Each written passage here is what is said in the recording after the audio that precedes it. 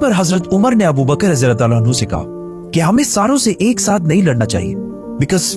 It's impossible. At least ज़कात ना देने वालों को अभी कुछ टाइम तक छोड़ देते हैं और उनसे बाद में निपट लेते हैं। लेकिन अबू बकर रज़ियल्लाहु अन्हु ने फरमाया कि अगर एक शख्स रसूलुल्लाह सल्लल्लाहु अलैहि वसल्लम के टाइम पर एक ऊंट और उसके साथ एक रस्सी भी ज़कात में देता था, और अब आप सल्लल्लाहु अलैहि वसल्लम के बाद वो सिर्फ ऊंट ज़कात में दे और उसके साथ रस्सी ना दे,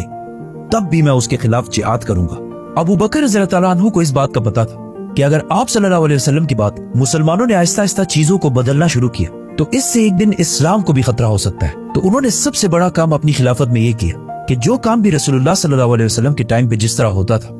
उसको एग्जैक्टली उसी तरह जारी रखा। तो मुसलमानों ने सबसे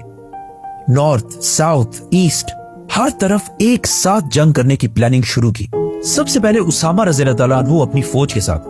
रोमन एम्पायर, बिजेंटीन एम्पायर की तरफ रवाना हुए। जाने से पहले अबू बकर रज़ियल्लाहु अन्हु ने उन्हें वही इंस्ट्रक्शंस दी जो रसूलुल्लाह सल्लल्लाहु अलैहि वसल्लम जंग से पहले दिया करते थे कि किसी भी औरत, बच्चे या बूढ़े पर अंडर एनी सर्कमस्टांसेस हाथ नहीं उठाना और दरख्तों को भी बगैर किसी वजह के नहीं काटना, और इवन जो दूसरे रिलीजन्स के प्रीस्ट्स हैं उन्हें भी कुछ नहीं कहना, मतलब सिर्फ उनसे लड़ना है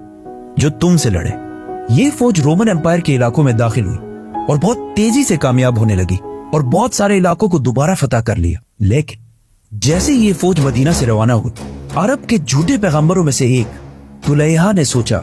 कि ये बेस्ट टाइम है मदीना पर हमला करके इसे खत्म करने का, क्योंकि मदीना से बहुत सारे लोग रोमन एम्पायर से लड़ने के लिए गए थे और मदीना के अंदर मदीना को डिफेंड करने के लिए बहुत कम लोग बचे हैं। तो तुलैहा अपनी फौज लेकर मदीना की तरफ रवाना हुआ, लेकिन अबू बकर रज़ियल्लाहु अन्हु ने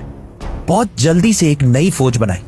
और उन्हें इस झूठे नबी तुलैहा से लड़ने के लिए भेजा। इस फौज ने तुलैहा की फौज को रोक दिया और वो मदीना पर हमला नहीं कर सके। तुलैहा की फौज अपनी जगह छोड़कर पीछे चली गई, लेकिन फिर भी उन्होंने हार नहीं मानी, जिसके कुछ ही दिनों बाद उसामा की फौज रोमन एम्पायर से लड़ने के बाद वापस मदीना पहुंच गई। अब मदीना बिल्कुल सिक्योर हो चुका था क्योंकि मुसलमानों की सारी फौज मदीना पहुंच चुकी थी। तो अबू बकर रज़ियल्लाहु अन्हु ने पूरे अरब को वापस इस्लाम की तरफ लाने के लिए मुसलमानों की फौज को 11 हिस्सों में डिवाइड किया, क्योंकि मुसलमानों ने अब ऑलमोस्ट पूरे अरब से लड़ना था सिवाय मक्का के। मक्का के लोग इससे पहले हमेशा मुसलमानों के सबसे बड़े दुश्मन होते थे, लेकिन उन्होंने इस इतने सख्त टाइम में अबू बकर रज़ियल्लाहु अन्हु की खिलाफत को फुल सपोर्ट किया। अबू बकर रज़ियल्लाहु अन्हु ने मुसलमानों की फौज के 11 डिवीजन्स बनाए, जिसमें सबसे बड़ी फौज खालिद बिन वलीद रज़ियल्लाहु अन्हु को दी गई, क्योंकि खालिद बिन वलीद को ज़कात ना देने वाले मालिक बिन नुवैरा और 3 बड़े झूठे पैगंबरों से लड़ना था। तुलैहा जो मदीना के सबसे करीब था, सजा जो एक फीमेल फॉल्स प्रॉफिट थी, और सबसे आखिर में मुसैलमा। तो इन 11 फौजों में सबसे पहले खालिद बिन वलीद रज़ियल्लाहु अन्हु की फौज रवाना हुई, जिसके बाद अबू जहल के बेटे इक्रिमा रज़ियल्लाहु अन्हु जो अब मुसलमान हो चुके थे, उन्हें अबू बकर रज़ियल्लाहु अन्हु ने यमामा की तरफ भेजा ताकि वो जाकर मुसैलमा की फौज को आगे बढ़ने से रोक सके, और जिससे खालिद बिन वलीद रज़ियल्लाहु अन्हु को इतना टाइम मिले कि वो बाकी सारे रेबल्स को खत्म करके